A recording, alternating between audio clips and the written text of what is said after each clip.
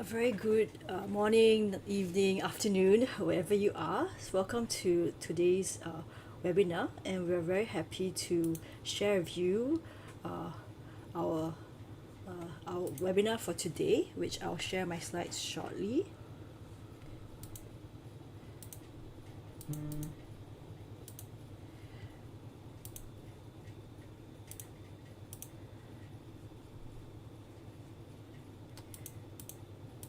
Yeah, apologies for the slight delay. Okay, so today we have a very exciting webinar with three panelists from different parts of the world, and we are very honored to have them here, and all of them have expertise in multimodal learning analytics. And so on behalf of so I will be the main moderator along with two of my colleagues who I'll be introducing later. So we have here the three panelists, Mutlu Kukurova from University College London, Muteram Jinder from Tampere University, Finland, as well as Roberto Martinez Maldonado from Monash University, Australia. And all of them have been looking at multimodal learning analytics from different aspects, and we would welcome them to share their expertise with us. And we'll be asking them two questions. Basically, what is multimodal data in computer-supported collaborative learning, and what is their work on it? And the second question, which will be facilitated by my colleague, Dr. Cho Yong-han. He will be facilitating the second question, which is what are the current limitations, if any, of multimodal data in CSCL, and what are your suggested future directions? And the Q&A session will be facilitated by Linka Schnorbert at the end. So please put in your questions, if any, in the Q&A function in the Zoom function. So not the Zoom chat, but the Q&A function that is there. So please put your questions there, and we will take that at the end of the webinar. So without further ado, we will start with our first panelist, Mutlu. So I would just invite him to just share his screen and also to share his slides to tell us more about what is multimodal data in CSCL and what is his current work on it. So each of them for this first part will have about 10 minutes to share before we go on to the second part. I'll stop sharing now.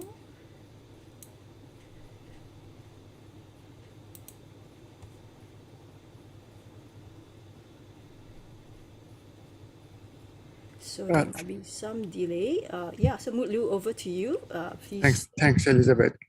Can you see my screen now? Yes. Fantastic.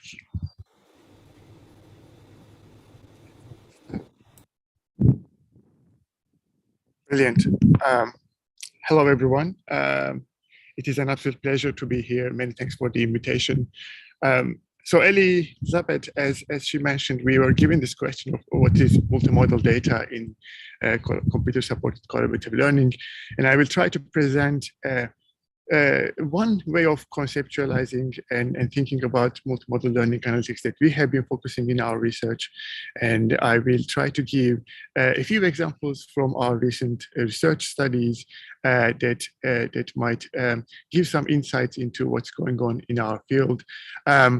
I would like to mention towards the end of this discussion with regards to the potential challenges associated with these technologies, but the initial 10 minutes I spent depicting a rather focus on the potential value and benefits of these technologies. So I usually start my presentations with a definition, a working definition of multimodal learning analytics. And this is by no means is the definition of multimodal learning analytics, but it's always useful to try to conceptualize the field. So when I talk about multimodal learning analytics within the concept of this webinar, I will be referring to approaches and tools that have been designed and developed to assist in or replace decision-making processes in education.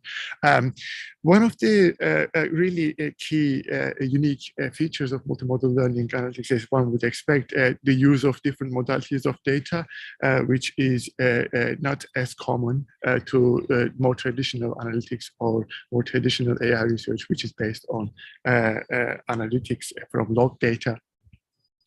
And We often in our research focus on the prediction of a value for a designated outcome variable. Obviously, these outcome variables are often related to education and learning sciences.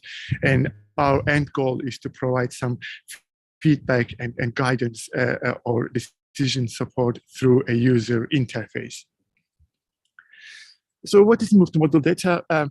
Maybe some researchers might not really be familiar with the field, but the modality in essence is the way in which we collect and occur and experience data. As you would know from the field of learning analytics today, most of the research focuses on log data, but in multimodal learning analytics, these are the kind of frequency of papers from a recent literature review, systematic literature review that we have undertaken, which shows, in addition to log data, what other modalities of data searchers are using and fusing in their learning analytics and AI in education systems. As you can see, still the highest frequency are coming from modalities of video and audio, but there could be data looking at the eye tracking, looking at the posture and body movement sensing. There could be motion and proxemics data, which you will hear, I'm assuming, from my colleague later on. The people are looking at skin sensing information. People are looking at pressure sensing information from the seats. And there are also researchers who are particularly interested in neural data and with the use of EEG caps or similar techniques. I just wanted to highlight the state of the field in terms of the frequency of research, that we are still relatively new in terms of different modalities of data and their explorations. But building upon the more traditional research, I guess video and audio data are still the most frequently used additional modalities of data in multimodal learning analytics. Okay, I'll try to give a few examples, and the first couple of research examples are looking at examples in which we are trying to potentially fully automate detection of a particular skill or a particular learning outcomes, as I mentioned, particular designated outcome variable.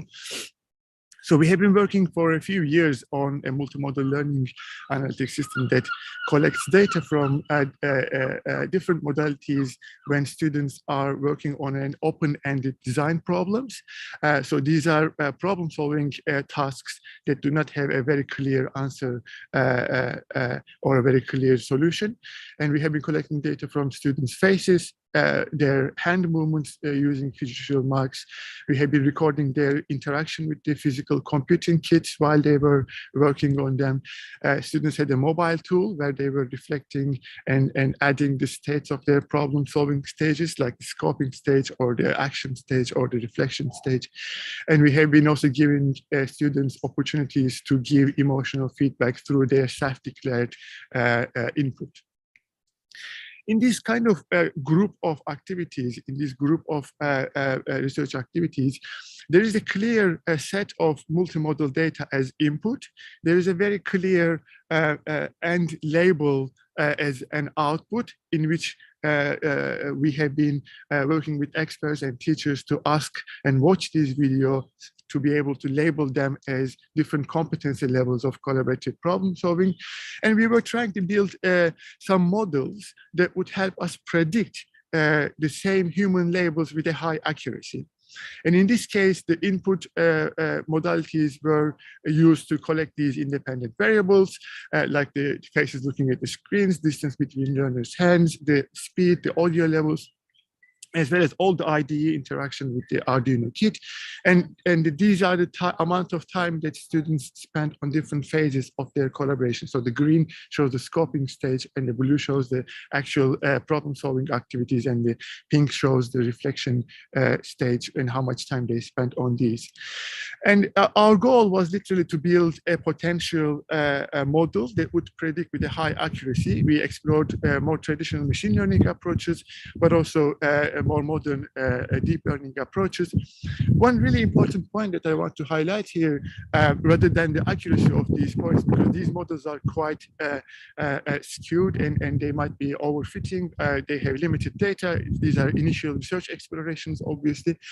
But when we have been trying to see what kind of results we get when we are adding in different modalities of data and taking out different modalities of data, we have been showing that often our results of the predictions of human labels increases when we try to add different modalities of data. So in this particular case, when we have not removed any different modalities of data, like the data from faces or data from Arduino or data from audio, when we merge them all together, we have achieved the highest accuracy, and these are the root mean squared error values. As you can see, the error values are lowest when we brought in different modalities of information. This was one example within the face-to-face collaboration settings. In another example, we were looking at the students' engagement with online collaboration. And in this case, we have used data from the modalities of seat pressure to be able to detect students' body movement, and heart rate data to be able to detect their emotional states. And we used facial images to add further information in terms of their emotional and affective states.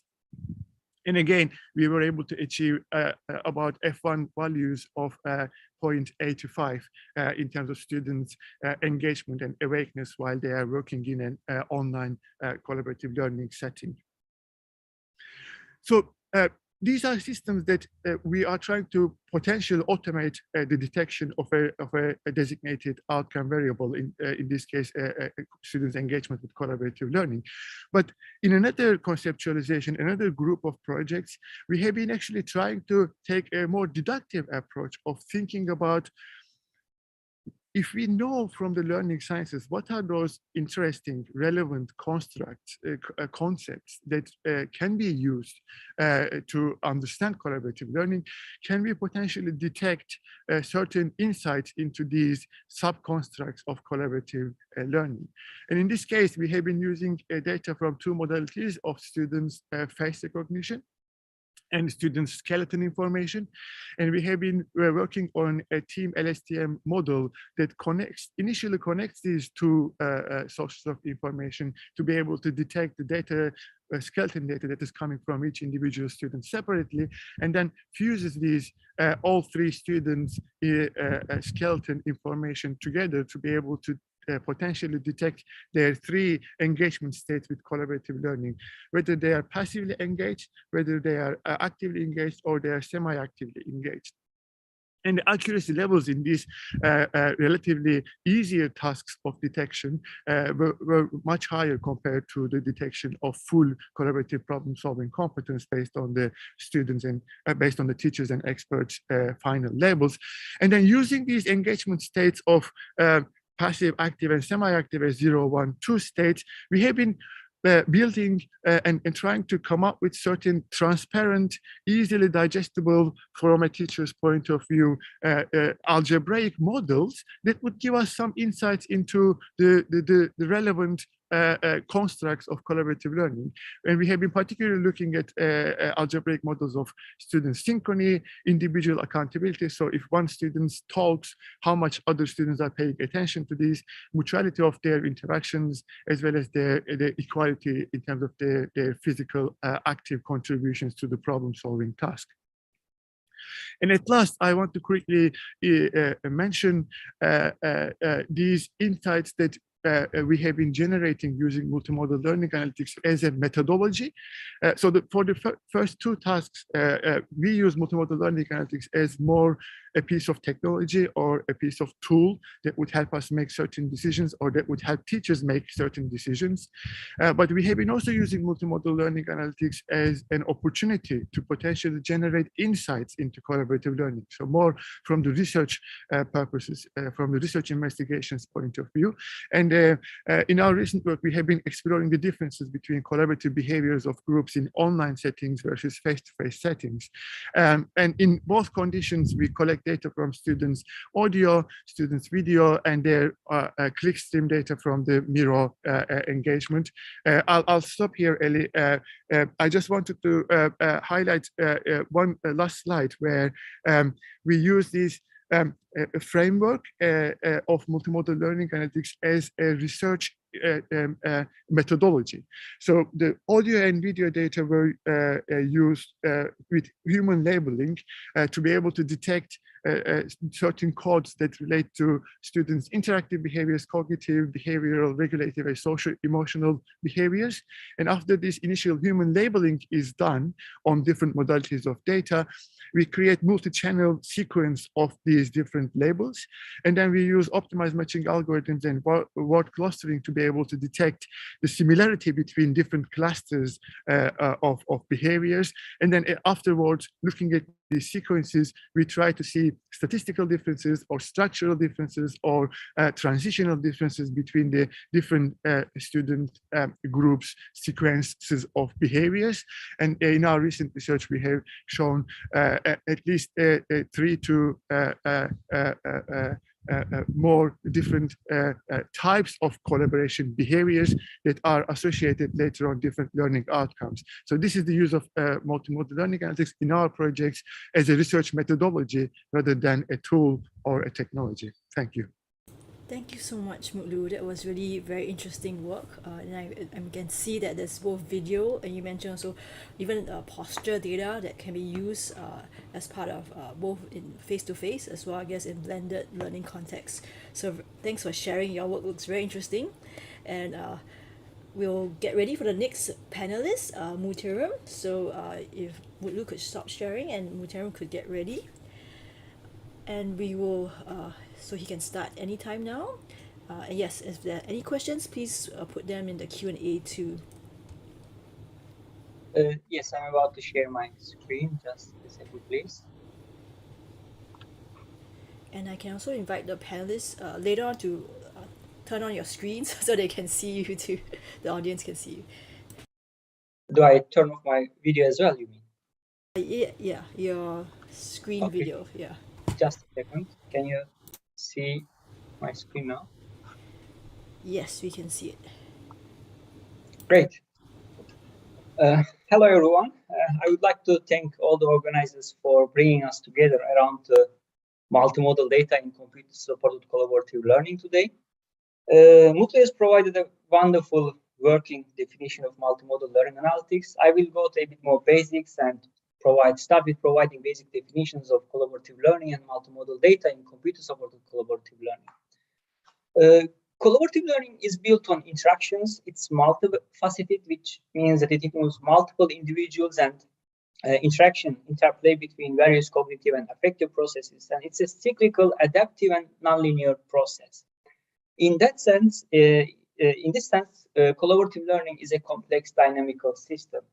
To deal with this multifaceted nature and the complexity, we need lots of data. And we need data that explains the collaborative learning processes from different perspectives. That brings us to the necessity of multimodal data, basically. In learning settings, we see that learning is a situated interaction process that involves visual, embodied, and spatial manifestations of students. This could include, for example, drawings, multimedia materials, manipulation of objects, facial expressions, body movements, and even physiological signals. So each of these information sources basically forms a modality. And the modality is the type of communication channel used by two or more agents to convey or acquire information. What we do in multimodal interaction research is to investigate basically how different modalities interact and complement each other to understand how meaning making and knowledge construction occurs in computer-supported collaborative learning. Borrowing this streetlight analogy from Heckman, one guy at night walks on a street and realizes that a guy is searching something under a streetlight. And he approaches him and asks, like, what are you doing? And the guy says that I'm searching for my ring. I lost it. And the guy tries to help, and where did you lose it? I can help. And the guy said at the end of the street.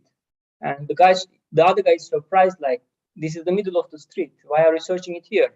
And the guy says, because the light is only here. There is one street light and it's at the middle of the street.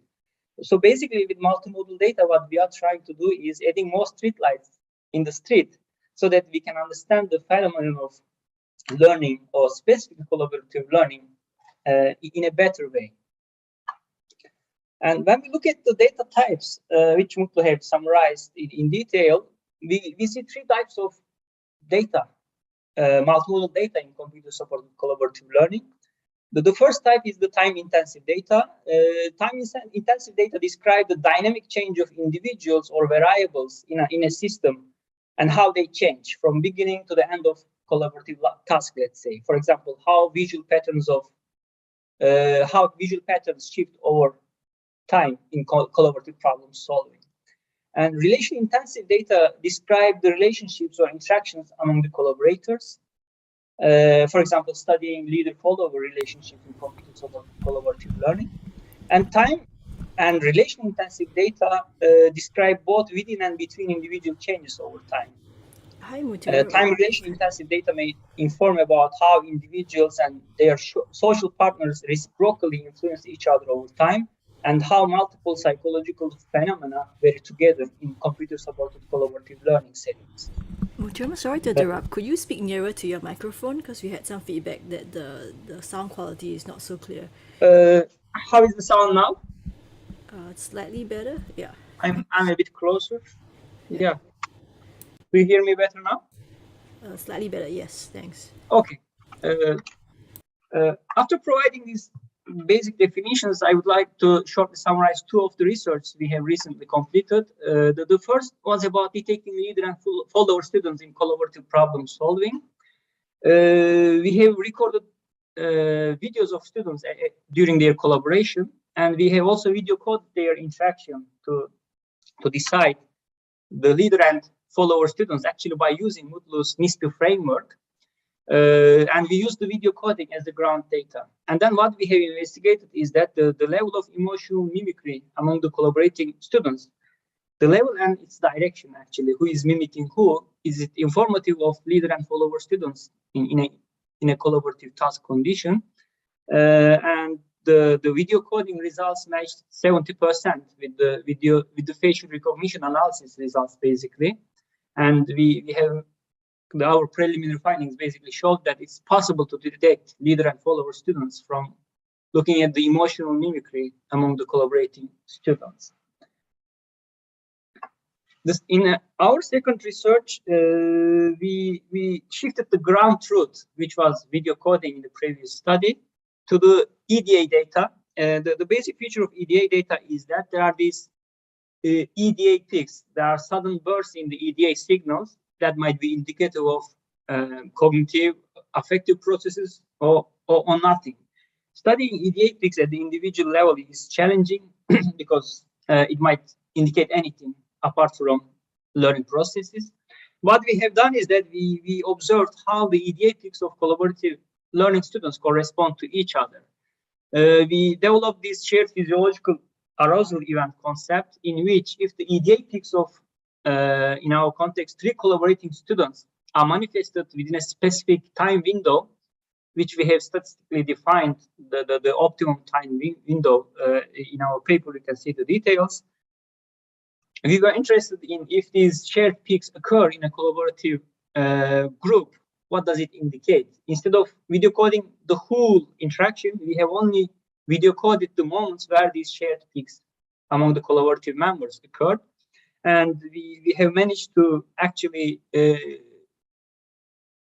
kind of classify the learning patterns or the cognitive processes successful and unsuccessful or less successful collaborative groups followed during collaborative problem solving. Yeah, I guess these are the basic 2 studies I would like to present for now. Thanks. Now I give the stage to Delta. Thank you, Muhtaram. Yes, so yes, you have taken slightly less than 10 minutes, so great. More time for other speakers, and really great to know about your work how you've also given us a nice explanation of collaborative learning too. So appreciate that. And we'll go on to Roberto. So please feel free to share your slides. Sure. It's going to share now.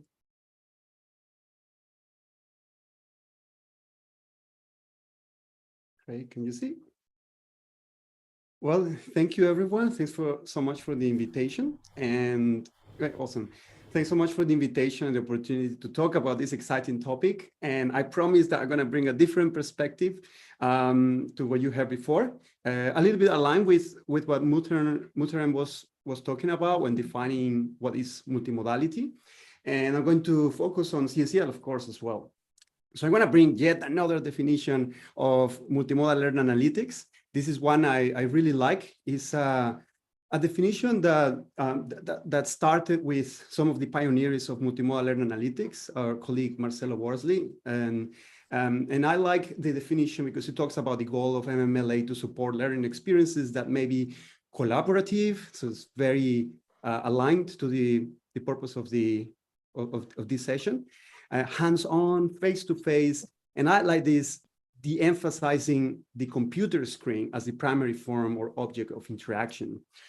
So this definition treats multimodality more as interaction, as Muhterem mentioned, more as how people interact with each other and with objects in the world, and yes, of course, computers as well, but without losing the focus of interaction that is a trait rather than a data trait.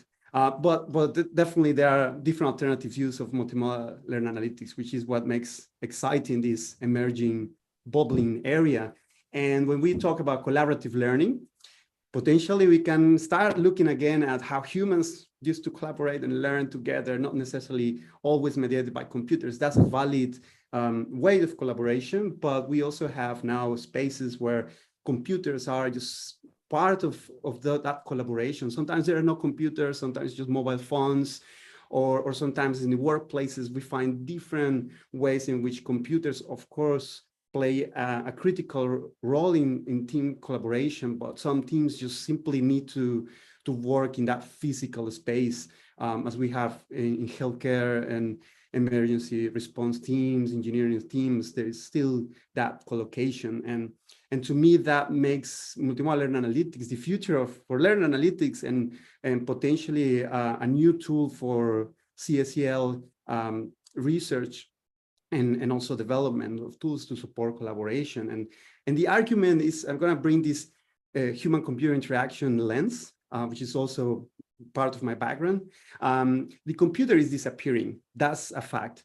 So we know that before computers would fit a whole room, then they were in a desk, we couldn't move them. Now now laptops are the actual computers that can be moved. And now we are wearing computers on our pockets. A mobile phone is more powerful than those computers that used to be in the rooms. And the mobile phone is also going to disappear. It's going to change. We need to be mindful about how all the different devices that we are using now, in 10 years, they're going to be completely different. So I feel like multimodal learning analytics, if we focus on that interaction of people, interaction of students, as multimodal, as complex and very rich, there is more chances for survival in our ideas about multimodality, rather than if we think about the device per se. So it's all together, it's just different perspective, but it all falls into using this richness of computers that we are now wearing, or they are embedded in the environment. There are lots of sensors. There's so many sensors created every month, which sometimes is a problem for multimodal analytics, because as sensors change also the interfaces to gather data and the kind of data that can be provided. So it's also potential advantage and challenge at the same time. And also we have now technologies that are becoming smarter, and the spaces are now embedded with several sensors in different areas of the world as well, to different extents. So that's also something that from a multimodal learning analytics perspective, we need to be aware of all those inequalities of access to these fancy devices. So I'm just gonna start talking about a clear example of a collaborative learning task that is embodied. And with embodied, we mean that is is face-to-face. This happens in a collocated environment. As you can see, this is a team of nurses, 4 nurses that are working in these complex spaces, which are physical spaces, and they are hybrid because they are physical objects and lots of computers. You see their laptops everywhere, but they're just used punctually for certain tasks, and then the body is used to interact with patients, with humans. In this case, it's all a simulation room. These are training rooms. In the back of this camera, there is a control room where the teachers are controlling all the different situations, and nurses just come here and they need to solve a problem. Imagine that it's like a room where the nurses just go and they get some limited information. They need to find out more information, they need to communicate, they need to apply all the multimodal interaction abilities and upskill themselves to communicate effectively as a team. So it's verbal communication, use their bodies in a way that they are located in the place where they need to be. So it's also the positioning. They also have high rates of stress here, and they have a post-debrief simulation reflection, just talking about how they felt and all these emotions that they felt during these simulations. It's a very rich, very complex situation. And we run a big study for 2 years, and this two different learning designs, more than 400 students, several academics, it's actually more than 7. And yeah, we're talking about millions of data points, interpositioning, audio, human logs, physiological data. And this is kind of like how we started, with this vision of being enriching the physical hybrid space with sensors that can give us some information, and then we can feed back and close the loop, which in the end, that's what Learn Analytics brings in the table. Is we are not only trying to do something for research purposes, which is also super interesting for CSCL, for advancing team science as well, not just CSCL, but also to feed back something to the students in real time, or for these post hoc reflections. In real time, they don't need more distractions, but for post hoc reflections in teamwork, these kind of scenarios, and similar, not only in healthcare, but in emergency response, like the police, firefighters, and other areas. The debrief, which is a guided reflection, is where the learning actually happens, and it's a reflection on action. Very interesting pedagogical approach. I'm going to present yet another summary of literature review. We run it in parallel to Mutlu's, the one that he presented, and it's very interesting because we got similar results. In this case, it was more focused on collaborative learning studies, and this kind of embodied scenarios. And yeah, we see that video and audio are still used because sensors are also very exciting, and we can use different ways. But obviously, video and audio are more lightweight, and that's something that to also consider when thinking about getting into multimodal analytics. What tools are there, and the trade-offs. So the third argument to support that MMLA is the future for learning analytics. Maybe it's a very strong argument, provocative, but that was the purpose of having a different perspective. Is that MMLA should be aligned with the learning design. And that's not only for MMLA, that's also for all learning analytics. But for MMLA, it's important because it's too complex to deal with already complex learning activity, and then all the complexity of the sensor data. This is just one sensor, was one device with multiple sensors embedded. Maybe some of you know is Empatica wristbands. They have accelerometer, electrodermal activity sensors, blood volume, heart rate, temperature. How to make sense of this? Obviously, we can try to predict certain things if we have more data. The audio is a whole world as well. We get lots of information. We can do analysis of prosodic features from the audio, but also content analysis. Automated transcription is getting there. Recent papers just this year in AID have showing how hard this is on our own results as well. We improve the quality of the microphones, and that dramatically improves the quality of the automated transcription. Just some results we got this week with very good microphones in these scenarios, like less than 20% of error, but still it's lots of error if we want to make sense of the content. So technology is just advancing really, really fast, not only in terms of devices, but also the algorithms. AI for sure is improving and advancing a lot, so that helps to digest all this data. We have location is something that some kind of data that it hasn't been exploited that much. We've been focusing on this because, as you can see on the right, this looks really interesting. But as you plot body orientation and position around the bed, and the nurses, the teachers around there, different roles. But yeah, the question is, so what? How can we learn something meaningful in terms of collaborative learning or teamwork? And that's what my colleagues, Muthrem and also Mutlu, were talking about, how to link the constructs that we know from learning sciences or team science or collaborative learning, and apply them to give meaning to this complex data. And we can also have system logs, observational logs. We end up with something similar to this as well, with this a bit more meaningful, more punctual, and you see already the complexity to have different data with different frequency of detail is a massive task. This is something that we started to do to align the multimodal data with the learning design, to give meaning to the actions. This is an example of a dashboard that we created. It's like a timeline. We call it more like a debrief tool rather than a dashboard. Because what the teachers did, once we have, in this visualization, just to explain the context, is one team working in a simulation of about 1 hour, and there are some actions there that were logged by humans and combination of system logs. And each line that is horizontal is one team member, and the 2 vertical lines are just critical incidents in that simulation.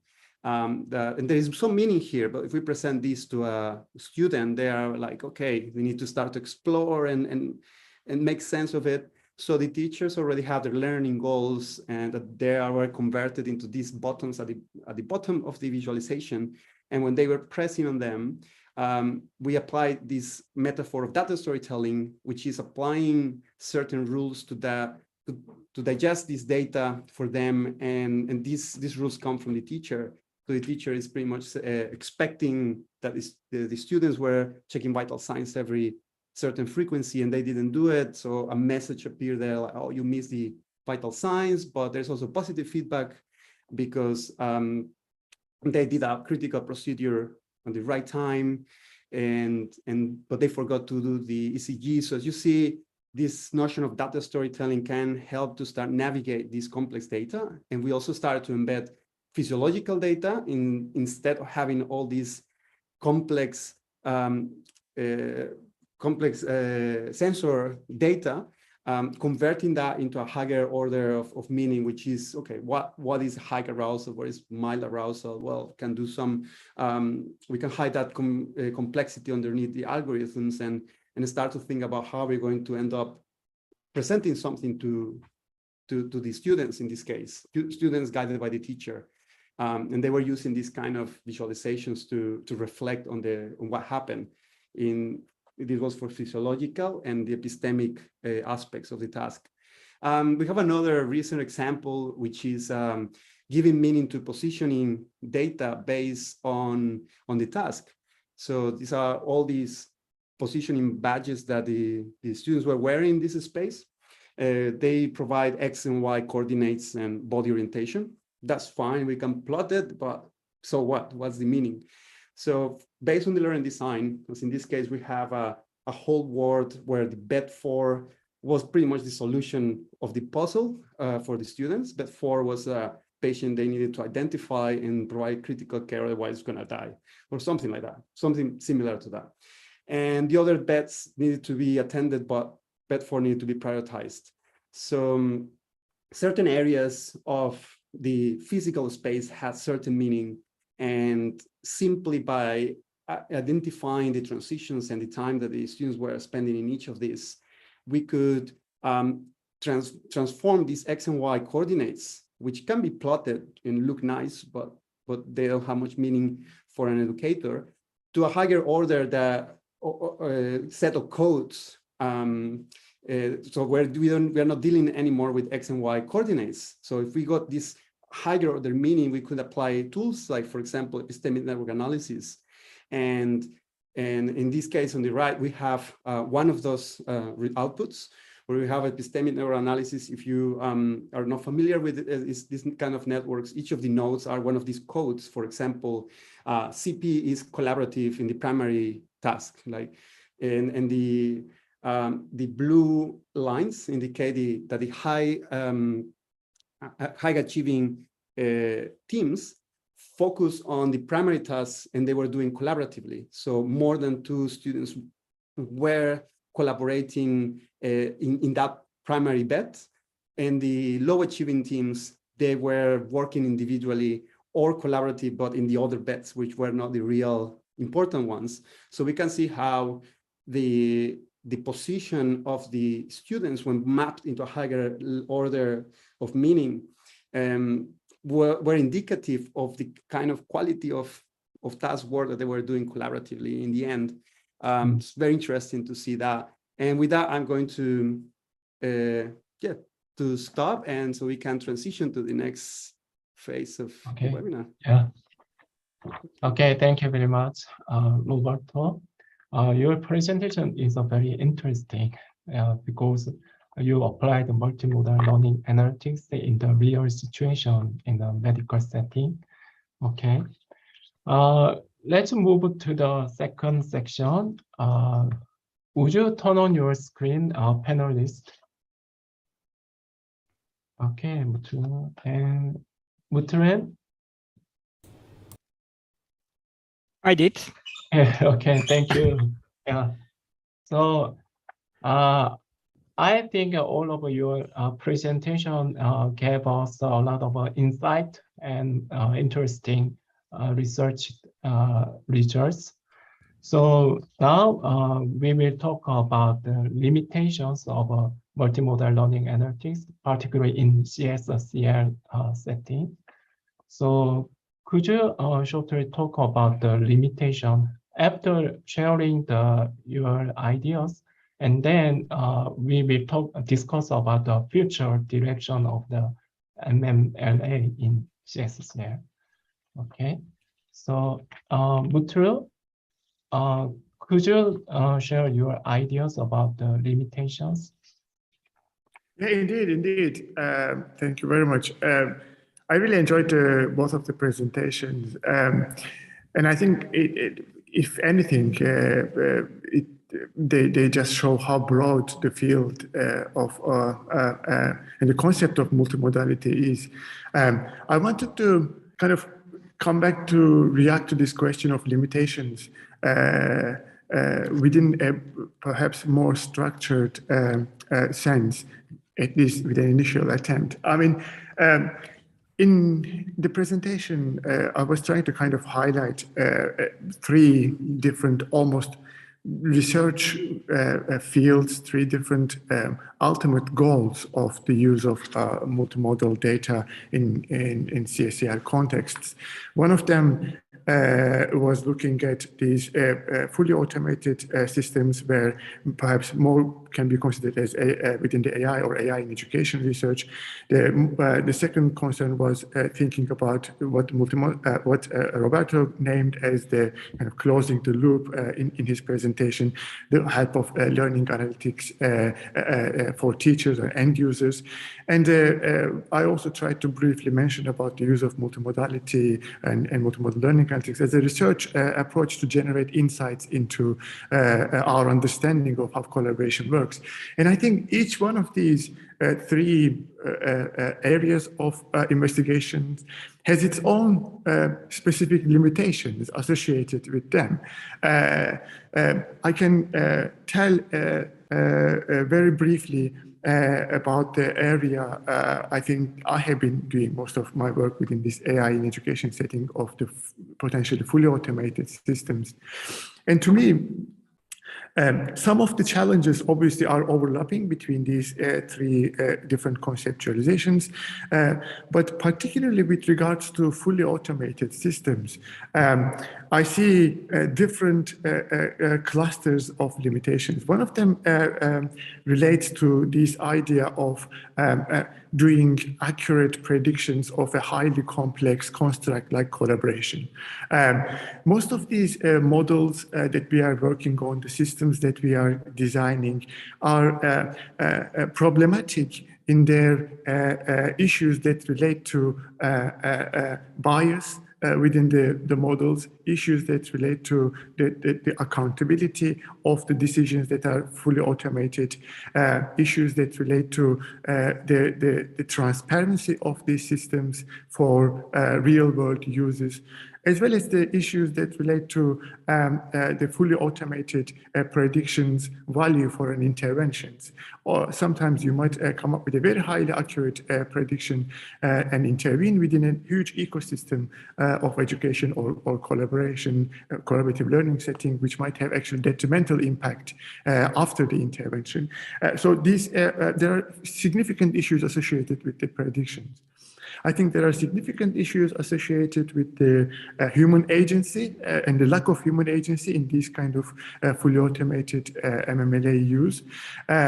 For instance, one of the significant problems that we are having is this idea of balancing between the students' exploration of doing things that the model doesn't really support or consider as collaboration, but could be beneficial in the long term. And coming up with a balance between this, allowing student exploration of unmodeled activities and setting this as an opportunity, a build-up for future development, is something that that is extremely hard to be built into these kind of fully automated systems. And there's a massive elephant in the room that relates to the privacy and the surveillance issues that are associated with the use of these systems. And it's a whole kind of worms that I would be very happy to talk further. And the last thing I wanted to say about this dimension of potentially use of MMLA for fully automated detection of particular competence relates to the normativity of these systems. So these systems require us to have very clear labels of what good looks like in the first place. And we don't often know what good collaboration looks in a real world setting. So without these clear labels, the value of these fully automated systems are extremely limited. I will not get into the limitations of these more kind of analytic systems that aim to close the loop and the limitations of the research, because I think my colleagues can perhaps have more insights into these. But from my individual point of view, two quick points, one for each direction.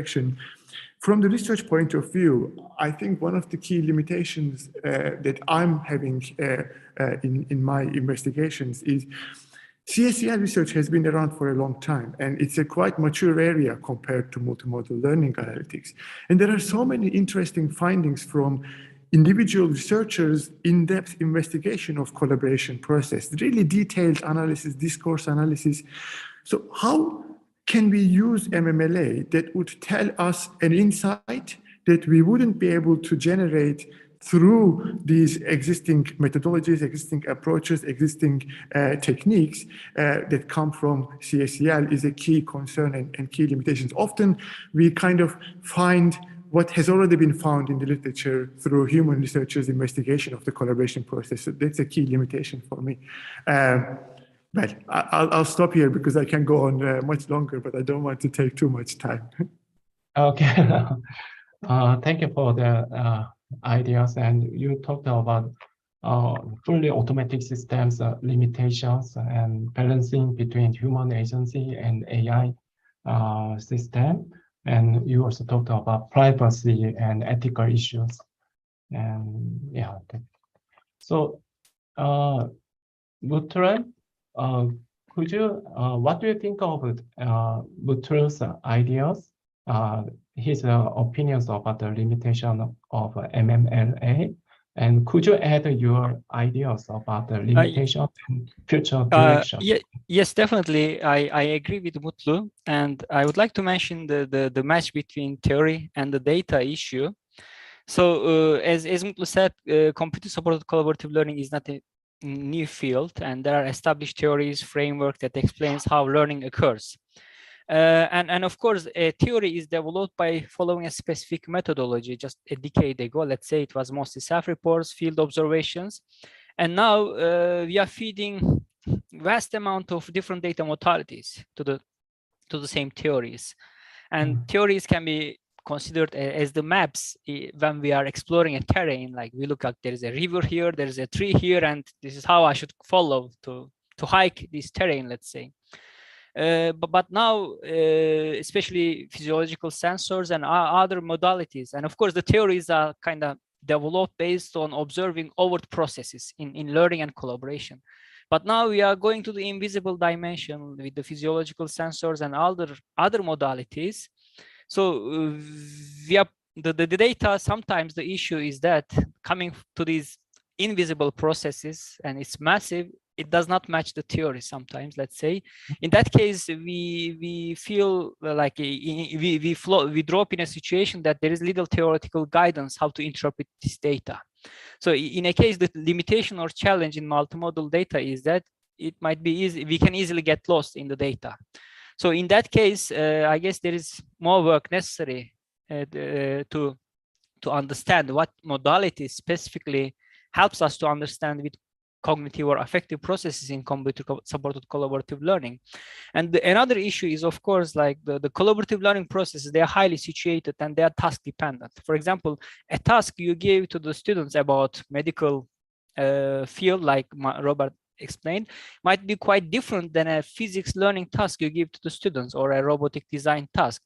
So in that case, when we are studying the affordance of specific modalities in different collaborative contexts, it is also difficult kind of to reach to the generalizable outcomes about what modality tells about which specific social, cognitive, or affective process. So in that regard, in this regard, I guess the data itself is a challenge in moving the theories forward. And of course, not a limitation, but a challenge is that dealing with the multimodal data is very labor intensive. You need like highly skilled experts, expertise on any kind of data modality you are dealing with. And considering the time frame for, let's say, for a PhD student to graduate, for a master student to complete the thesis, honestly, there is a huge manpower shortage in this field as well, because training researchers takes time, and at the same time you are running against a deadline in terms of completing studies and the stuff. So there are definitely, I believe there is more need for computational scientists in this field, or at least training educational scientists as computational scientists.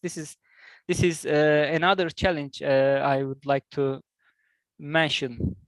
And now I pass the stage to Robert. Okay. Yeah, Robert. Yeah, awesome. No, yeah, I was wondering what else can I say? No, but yeah, I have three ideas, and I can try to avoid repeating some of the things that my colleagues already mentioned.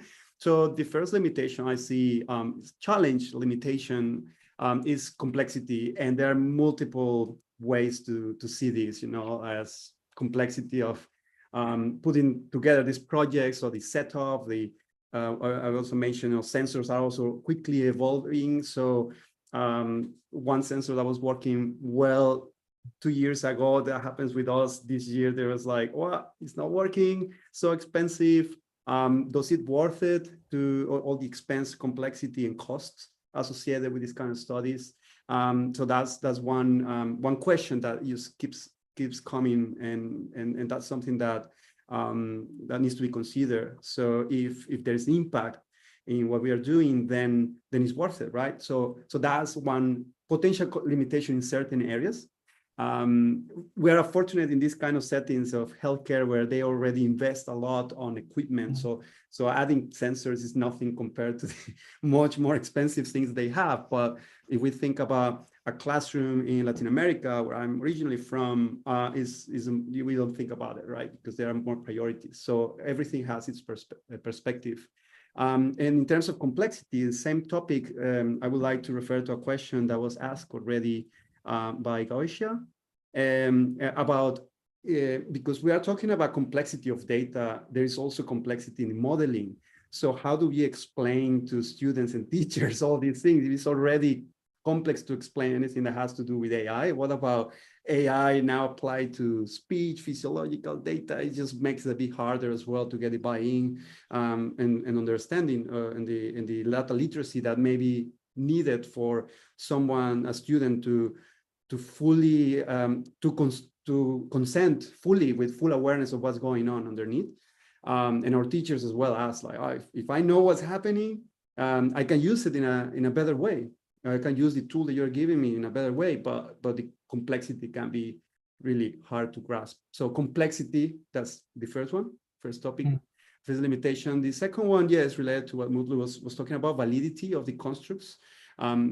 Coming from data to collaborative learning constructs, that's something that is challenging already, even in doing qualitative analysis, sometimes much more difficult to do it with data that is not even, is in different formats, is not even discrete data sometimes. So one way to remedy that can be convert this continuous data into something that is more discrete, and that can be explainable. So it's like bringing that level of abstraction, but that's also a challenge. So probably I should have labeled everything as challenge, because it's exciting. It's not necessarily a limitation, but it's something that needs to be addressed. And the third one is the lack of studies of with this that close the loop, right? Like this thinking about, okay, how can we actually help students and teachers, because it's really exciting to do research on CSCL and to find new constructs and different ways to see it. But what about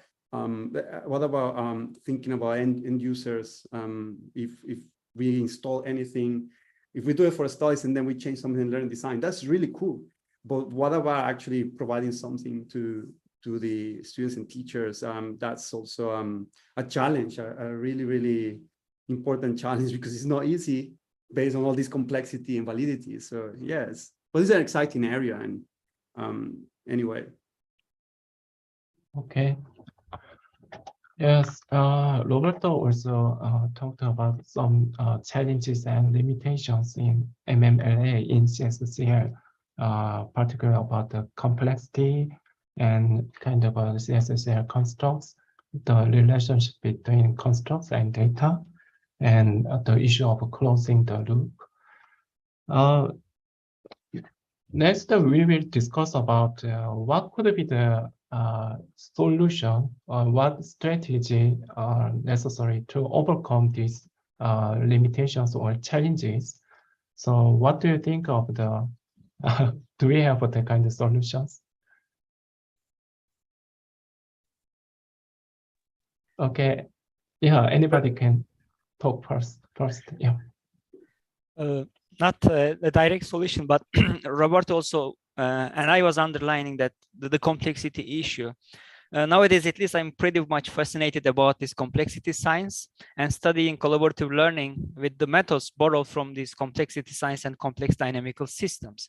So basically, because complex dynamical systems research is nothing new, it's mostly from physics, like how a complex system evolves over time and what are the phase transitions and that kind of things. So now, luckily, and of course, this kind of theoretical approach or analytical approach, let's say, requires lots of data. Luckily, now with the abundance of sensors, we are able to collect data in very high frequencies in learning settings. So in a way, it's now possible to feed these complex dynamical methods. It can be fractal analysis, recurrence quantification analysis, or other forms of complexity science methods, and observe how phase transitions, let's say, from a cognitive state to another cognitive state, how those phase transitions occurs, how the social structures among the collaborative group members unfold over time. So in that case, at least I see complexity science and complex dynamical systems as a way to develop an understanding on how collaborative learning processes unfold. Any other idea about the issue of complexity? I mean, I love this idea, Muhterem, and bringing, we don't need to reinvent all the wheel. Like, there's so much knowledge out there, and working in multimodal, with multimodal interaction, for example, from human-computer interaction, there's lots of theory there, like in terms of positioning. We have been using proxemics theories or theoretical foundations to explain how people utilize the space. We don't need to reinvent that. For example, we just bring that language there, and we can code, and that helps us to code from this positioning and orientation to, oh, these are, we call them F formations, and when an F formation happens, then that's this like small collaborative subgroup that happens in the space, and we can then apply what we know in CSCL, which is that discourse analysis localized in that space. So it's very exciting to merge these theories that come from other areas. So yeah, definitely bringing theory, not necessarily, not only from learning science, of course, also from learning sciences, but from other areas that have to do with interaction design, for example. That can definitely help to see complexity in a different way, as also as a positive factor. Yeah, I completely agree with this idea of potentially bringing in insights from other relevant fields. And I think that kind of relates to the better and more amounts of interaction between colleagues, researchers who have been developing expertise in these different areas and engaging with them as part of these discussions, as part of research projects and ideas to move forward. To me, I mean, the challenges that colleagues have raised and we have been talking about are not necessarily very easily addressable challenges, but that's probably what makes it very exciting. And I don't really have a particular kind of answer to move forward. I have been only kind of thinking around these challenges within 3 different potential ways of tackling. And I think this idea of engaging with other disciplines and more theory-driven work is one of them. But another one, I think, is a stream of work that Roberto has been working very much as well, is this idea of engaging with the end users, say that teachers, say that students, or any other educational stakeholder, at a very early stage of the conceptualization of these technologies, these tools, and these solutions. Because most of the challenges that I have tried to highlight somehow relate to this value misalignment between the values and interests that drive a particular group of stakeholders, like teachers, and the values and goals and drives of another group of stakeholders, say that a researcher, say that a policymaker, say that a student.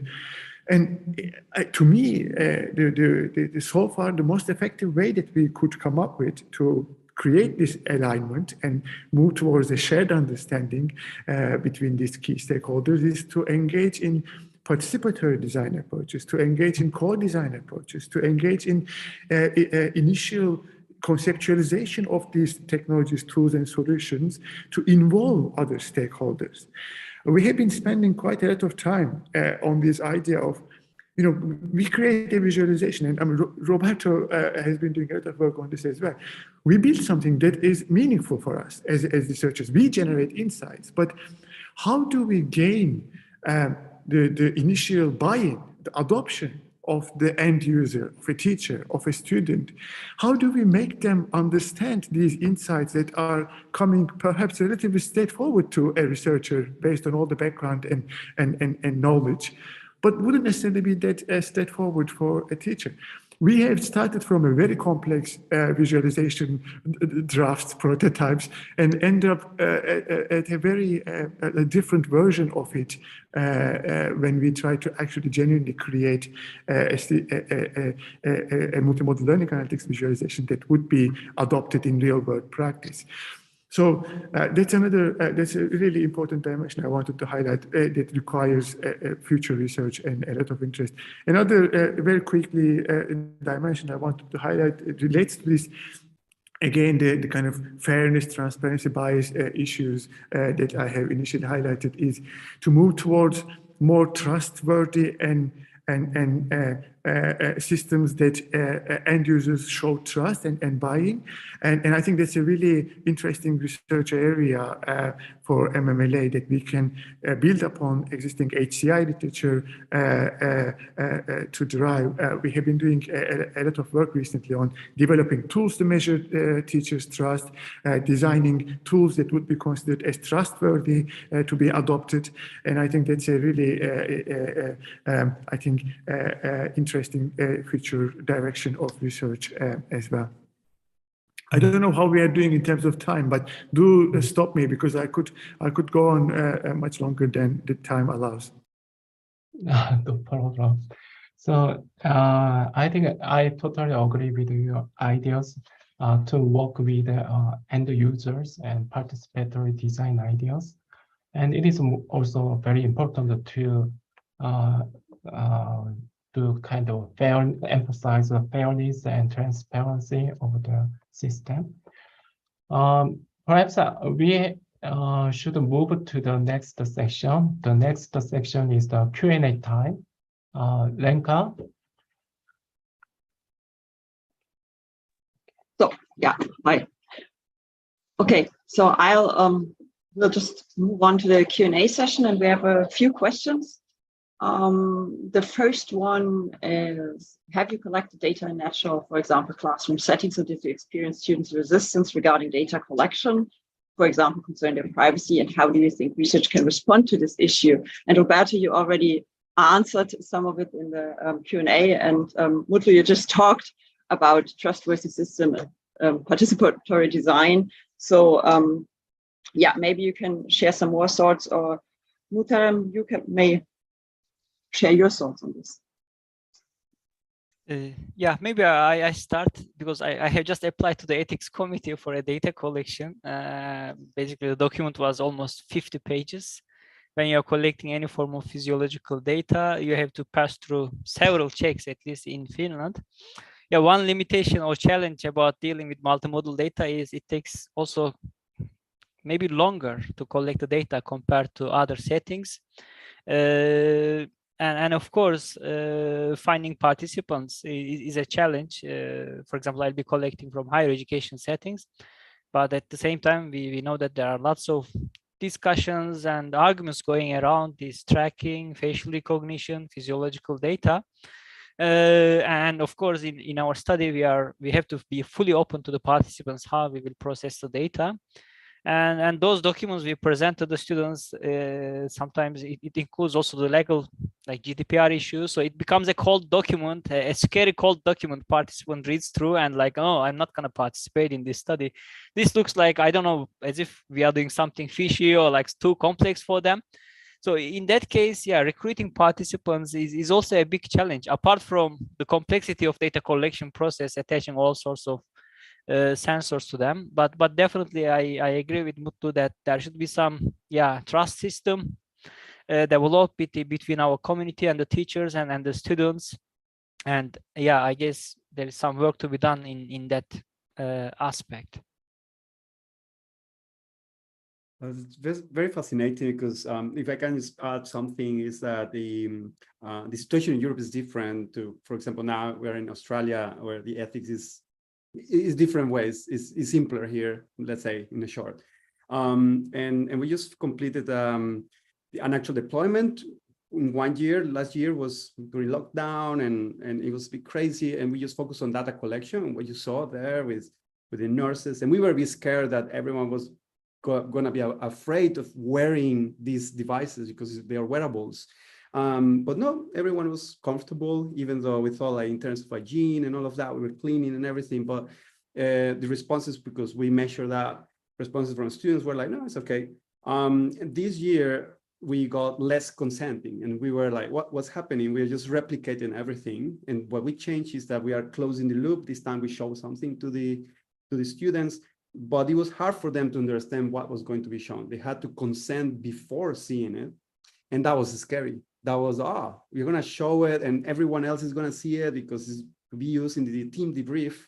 So those aspects make a difference. If something is shown individually versus something is for the team to interact. We already know, actually, from CSCL research, how these public displays presenting data there is different to present something in private. So it's very complex, and that's what I was mentioning in the chat.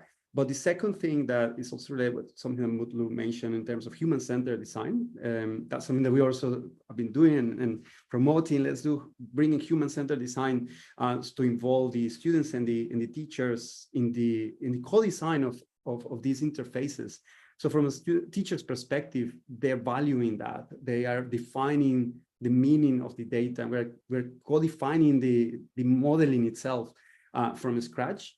And that, in their own words, we haven't published that, but they were saying, okay, I trust more on the data this semester, and definitely we want to use it in the next year as part of the regular activities of students, which is like, is blowing our minds that they also want to use something that is part of the regular thing as with other non-multimodal learning analytics. But we believe that, and they mention it, is because that collaboration with them. And there are several limitations and challenges to solve, but at least that step in seeing how by committing into a collaboration can pay off in the long run, even if it's not, we cannot control all the variables, we cannot do experiments as we want as researchers, but it's just simply authentic. And there are restrictions, but those restrictions are really, really good because there are restrictions that are authentic from the teaching team and the learning situation. Yeah. If I may chip in quickly, apologies, I haven't seen the Q&A earlier, but I saw that Roberto already a response to it. I think it's really interesting to observe the kind of overlapping challenges that the colleagues are having as well, and the overlapping insights from different countries. So that's actually a global issue. But I do want to reflect briefly upon our own experience as well. And in terms of I think this whole surveillance and the kind of this whole idea of how can we generate a system that wouldn't raise significant ethical concerns is a very, very complex issue. But I don't really think that it's a black and white system where I know certain colleagues who are very strongly against the use of these technologies from early on. And I also know certain colleagues who doesn't pay enough attention or amount of time to think about these complexities. And I don't really think that either way is the way forward. In our context, so far, the tools that we have been used were also considered quite motivational. I mean, there were certain situations in which, just to give a concrete example, we have been working with a system that, for instance, tracks students' online collaborative group activities and provides real-time visualizations of their speech time and then the turn-taking behaviors. And that appears as a bot in the chat. You know, whenever the bot appears in the chat, they know that they are being monitored, and they know that this data will be processed and created as a visualization. And certain students just did not even start their group activities or discussion when the bots have not arrived, because they thought that, oh no, what we are going to say is not going to really be counted for. There would not be any accountability for our actions. And they were waiting for these bots to arrive before they start collaboration. So they found it really motivational. There was some feedback saying that, oh, you know, even though these group meetings are not compulsory and we are doing as a kind of student-led initiative, there is some sense of teachers' feedback into these systems, so they were appreciative of these. But whereas some others were really concerned and they had performance anxieties. They were saying that whenever I saw the bot appearing there, monitoring my behaviors, I was feeling really too anxious to make mistakes. I didn't really speak much. So it's a mixed response issue. And I genuinely think that this discussion is highly content dependent and the tool dependent as well. For instance, the reaction that we have been observing to, let's say, EEG cap sensor to get brainwave data and neural data is very different than a student's reaction to sit in front of a camera while they're doing the collaborative work. Maybe it's the familiarity to a certain extent, but there are also genuine practicalities. For instance, in the UK, and I'm sure it is the case in many countries, we do appreciate diversity of different religions and different thinking. And there were many students who, based on their religious thinking, were wearing headscarves, or Sikh students were wearing a towel on their heads. And these limited their interaction with such a system. And that, by definition of the design of the system, inhibits them from being part of this kind of analysis. And this kind of exclusion is a very significant concern in a real-world educational setting. So some of the discussion, I think, is also very task and tool-specific. In terms of the task specificity, I also want to quickly mention that highly depends on at least in our experience, accountability of the results that are being generated through these systems. For instance, if there's a system that will give students grades, and that grades would influence their final, their future careers, then their concern about surveillance is very different than if this is a tool that would provide formative insights, similar to what Roberto was saying, I guess, just to provide individual insights to students for their own reflections. And I think their approach and reactions to these tools differ significantly. So far, we have not made much progress on this, but we have been working on a teacher training activity in which we could potentially increase teachers' trust in these kind of systems. And we came up with 3 very simple ways forward that might work in different contexts, but this should be tested. One is increasing end users' basic understanding of how this tool works has a significant impact on their trust and then therefore adoption. Even if it is at the level of, look, this system makes certain labels automatically classified, and this is the kind of approach that we are taking. At a very basic level of knowledge about how the system works increases their trust. Increasing accountability has an impact on their trust. For instance, using real-world teachers, real-world students' data increases the likelihood of their adoption of a system rather than studying the system with the synthetic data or data from other students. If the teachers or students think that what they're observing has direct relevance to them, that increases their accountability of the system, and therefore they pay more attention to investigate and understand and adopt and might increase their trust. And the last thing was that these systems are flawed, they have limitations, but so is human decision making. And highlighting these issues of a teacher giving feedback, doing grades, or doing analysis of collaboration, and in comparison to these systems, kind of increases, at least in our context, end users' trust and decreases their concerns about the value of these tools, which might work in different contexts. And I would be very interested in hearing if you have implemented similar strategies. Thank you for your answers.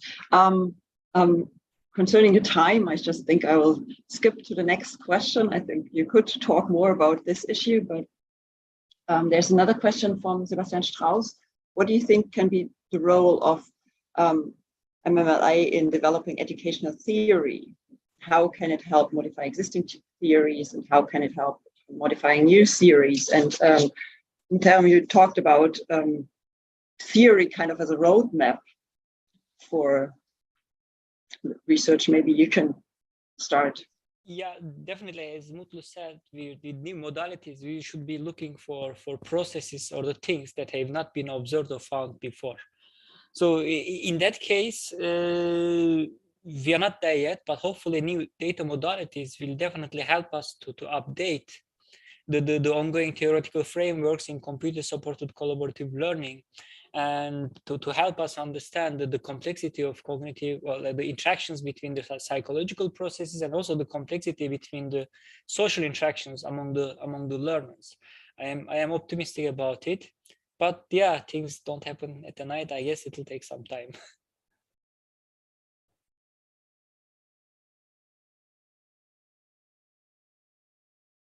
Yeah, I mean, So, I can add something. It's a very interesting question, because this is, so it reminds me immediately to the work of dual eye tracking, because I think that's one of the good examples in which new theory was emerging in terms of CSCL, how two people who are looking at their at the same screens, if when they synchronize their gaze, that is a good indication of high effective collaboration. And it's one of the it's a setup that is a bit more contained. You know, it can be an eye tracker in front of the computer and so on, and also the work that has been done in Finland, actually, Sanna Järvelä as well, and finding the patterns of emotional synchrony, and how when that's happening, that means that the team is pretty much on the flow. So yeah, there are examples that are really, really interesting, and I think that's kind of like dual vortex of learn analytics, you know, like feeding back to theory, not just only feeding from theory, but also now opening the toolbox for CSCL researchers and or teamwork researchers or researchers to also use these new tools to develop new theory, to study collaboration and complexity in completely new ways. So it's like kind of like a circle in there where we can use theory, but we can also develop theory. Like personally, we haven't focused on that. But that double helix can also be found in the interaction side, and how we can also feed something to the students, and at the same time, the students and teachers can help us to develop the things. That's the human-centered design. So we can see that like dual relationship with theory as the foundation, and also we can also offer some to that foundation, and to the final users, how we can offer something, but we also can gain a lot of knowledge from their life experience. It's a fantastic question. Yeah, I do second the idea. It's a really interesting question, and frankly, we haven't done much work in this space either. But kind of agreeing upon what colleagues have already mentioned, but perhaps trying to add a couple of comments from my end. I genuinely think that there is a lot to be done in terms of the multimodal learning and analytics contribution to theory, and I can see at least a couple of opportunities there. And I do get this question all the time when I try to submit my work into spaces like, International Journal of CSCL, or more like learning and interaction kind of journals where the field has a lot more maturity in terms of theory. But to me, one of the really interesting opportunities there is multimodal learning analytics systems provide genuine opportunities for cross-context and scaled implementations. And I think most of the educational theories and learning sciences theories would benefit from this kind of cross-contextual investigations at a scale. We are engaging with highly temporal data modalities, and their potential contribution is a space that we haven't really touched upon as much yet. So I think as a field that is currently emerging, our initial step was to take existing learning theories as potential guidance to structure our data collection settings and systems. But then now, recently, we have reached this level of maturity that we could potentially test the validity of these theories within a very different temporal dimensions, within very different scales, and within very different contextual investigations.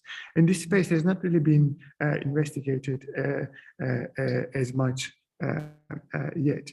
And the other dimension that I really want to kind of perhaps quickly highlight here, sometimes I have the impression that researchers who are coming particularly from more technical backgrounds within our MMLA field appear to have shown less interest in the theory building dimension, but more and more learning sciences academics, researchers are engaging with these learning analytics and multimodal learning analytics tools, systems, techniques. I'm quite confident that within the soon future, we will be observing more contributions to theory. Recently, there are special issues coming up in influential journals, particularly looking at and searching for theoretical contributions of these kind of systems. So I'm hoping that the field will advance soon. Okay, thank you. I'm gonna wrap the session up. Actually, there's one last question with which I kind of sent you all home. How do we define good collaborative learning? I think this is a question that we won't be able to answer in this session. But I'll give the floor back to you, Elizabeth.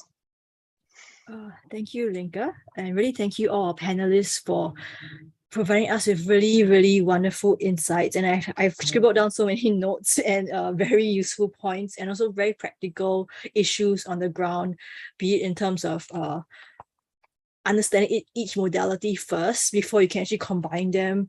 Yeah, I think many of things to do with privacy is something that we have to think from the start, as well as even how do we get building in, user participation design from the start, so that the users who are end goal for learning will actually, find our work meaningful and find this very useful for them in terms of using all these multimodal data. Yeah, so really appreciate all these insights. So wherever you are, just give all of them a clap, virtual clap, wherever you are. So thank you so much for sharing. So our colleague will share some slides, and we want to just highlight that this is, so for myself, Linka and Johan, we're actually part of the SIG for CSCL and Learning Sciences for APSCE. And upcoming, there's another webinar that's organized by different SIG group. And this is on design thinking for educators. So the details are here and are also available on the APSCE website that you see here. And there's also another event on the communities, which is the next slide. Yeah, this is one of the larger events for the Learning Sciences, which is the annual meeting of the International Society of the Learning Sciences. And the deadline for the conference is November 4th. So there is a CSCL track as well as the Learning Sciences track. So you're also invited to submit papers and even workshops to that conference. And last but not least, we have a feedback form. So we really also appreciate your feedback. And so this is the feedback form. You can scan the QR code or type in the URL there, which is written there. So this will help APSCE improve future webinars. Yeah. So I'll give you some time to give in the feedback. But meanwhile, regarding the last question that's asked in the Q&A, maybe one of our panelists would like to answer the question, because it's about defining good collaborative learning. You can type the answer there on the chat, in the chat function, the question and answer function. yeah, so in view that this webinar is going to stop recording and stop closing very soon. So we are just on time. So really appreciate our timeliness, and also knowing that we have multiple modes. Right now we are on video and audio, but I think other real life is calling to us also. Not that this is not real life, but yes. So really appreciate your time, the audience that you have spent with us, and please also continue to participate in all the upcoming events and I really, this will be a really good time of learning and learning from each other, as well as breaking new ground and helping the field grow in these different areas. So thank you very much. Thanks for having us. Thank you so much. Have a nice day. Thank you. Thank you so much. Thank you very much. Could I just Bye. request that we take a photo at the end here? Oh, yeah. Of course. So yes, how should we take a photo? Would our organizer Long Xiang and Alex want to also be in the photo with us? You can turn on your video screens.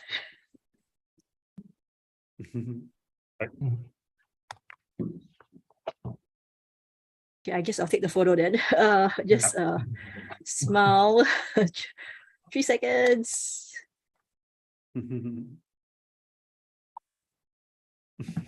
Okay, yes. Thank you so Thank much. Thank you so Yeah. much Cheers, for the invitation, Elizabeth, Thank you. everyone. Thank you. Thank you, Nice seeing you. Mutlu. Bye bye. See you, Roberto. See you, Montana. See you, Enjoy the Ali. day and Thank evening. you. Cheers. Bye. Thank you for sharing and hosting. Okay. Thanks, Alex. Bye. And said that bye, Linka. Thanks also. Yeah.